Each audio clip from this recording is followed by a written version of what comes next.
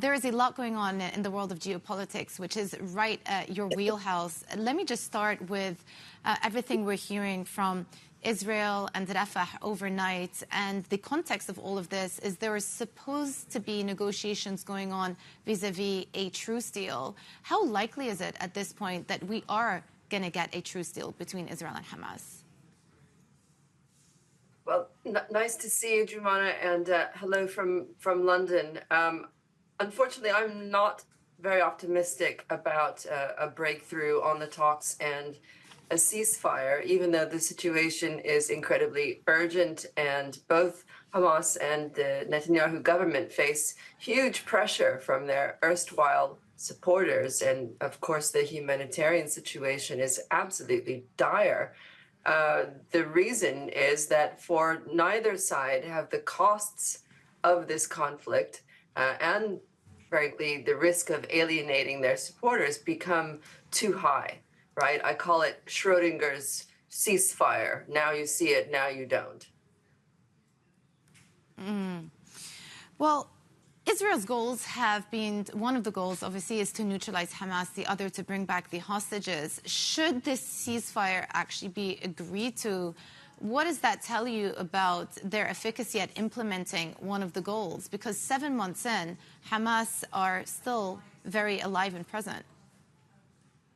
Well, that's right. And there's been a lot of discussion about whether, by the defined, the stated objectives, whether the Israeli government's operation in Gaza can ever, really be effective because, as has been said, you can't eliminate an idea. And with that in mind, there will always be supporters for movements like Hamas and its ilk. So with that in mind, I'm not confident about a ceasefire, perhaps a pause. But as we well know, ceasefires are historically a chance to rearm. And that's why I think we see both sides dragging their feet. For Netanyahu, this conflict is existential. When the war ends, his political career is finished. Let me ask you about the broader implications for the region. Bloomberg and other outlets have been reporting that the U.S. and Saudi Arabia may be close to a defense deal, a normalization deal, ultimately a pathway to normalization between Saudi and Israel. What would that mean for the region, and what do you think the likelihood of that actually getting through Congress is at this point? Well, it's incredibly compelling, isn't it? That the idea that the blockages in the Middle East that have kept it from, benefiting from wider regional integration for so long could actually be overcome. And yet we have the same obstacle that we faced for so many decades now between Israel and Palestinians. The deal that's been presented is interesting to me for a number of reasons. And, we have to remember that we're in an era of the revival of great power politics, right? So that the influence that we see, the relationship between the U.S. and Saudi Arabia is a defense relationship. The Saudis and other GCC states look to Washington for security, and they want to keep the door open to China for commercial relations. This proposed deal between Washington and Riyadh is part of that.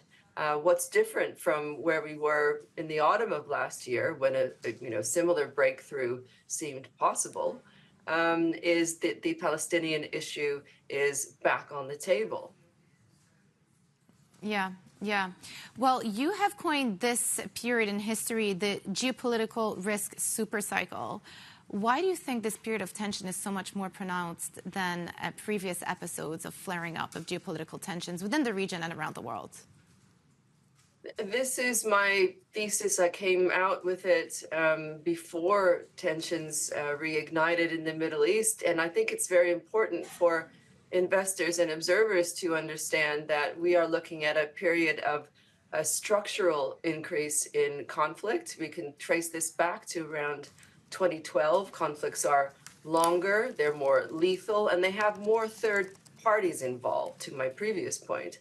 On the other side, we have fewer tools and interventions to help absorb the friction, whether that's liquidity from central banks or coordination between the international community. And when we have these two factors at play, and for an extended period, as I see it, we get more of the kinds of disruptions, the event risks that we're seeing now.